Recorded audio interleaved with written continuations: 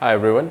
In this video, I'm going to tell you why you should stay away from the stock market, and also that why you should participate in the stock market.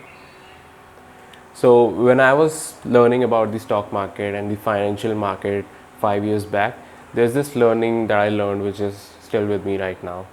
The learning was that you should not participate in the stock market in order to book huge profits or in order to make money. Rather, you should participate in the markets to analyze how well can you manage your money. So now you would obviously ask me, if it were that easy, why isn't everyone a millionaire? Because managing money is something which sounds so easy to do, yet it is pretty hard to implement that in real life. So I'll give you an example to explain this. Let's say you have 100 rupees with you and you want to invest in some stock. You want to buy a stock which has 100 rupees as the share price. So you invest in that stock and you wait it out for a couple of days. After a couple of days, when you check your position, you see that you are in 20% profit. Since you are in 20% profit, you think that let's wait it out for a couple of more days so that the profit can grow again.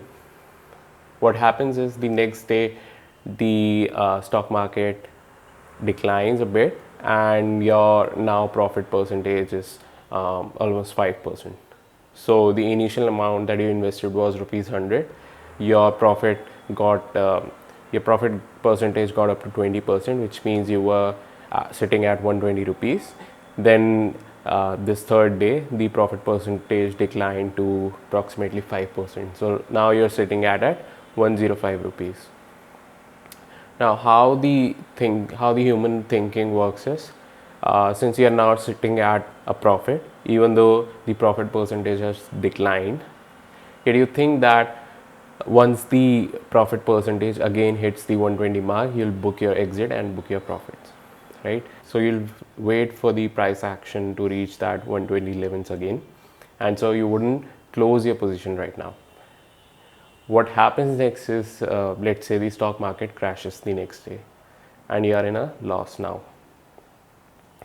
Now the thinking would be that, okay, well, I am in a loss, let's wait it out for 2 more days in order to reach this price action to rupees 100 level, so that you can at least square off your position without booking any profit or loss.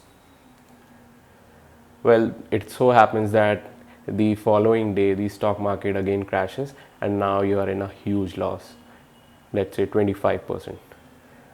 Three emotions: hope, fear and greed. These three emotions play a major role in why people succeed in the market and why people don't. Many people lose money because they set imaginary levels that the stock market, hoping that the stock market would at least reach these levels so that they can book their exits, and that is not how it works. So just to summarize, the stock market, if you want to make money in the stock market, you should focus on your money management skills instead of always focusing on booking profits wherever necessary.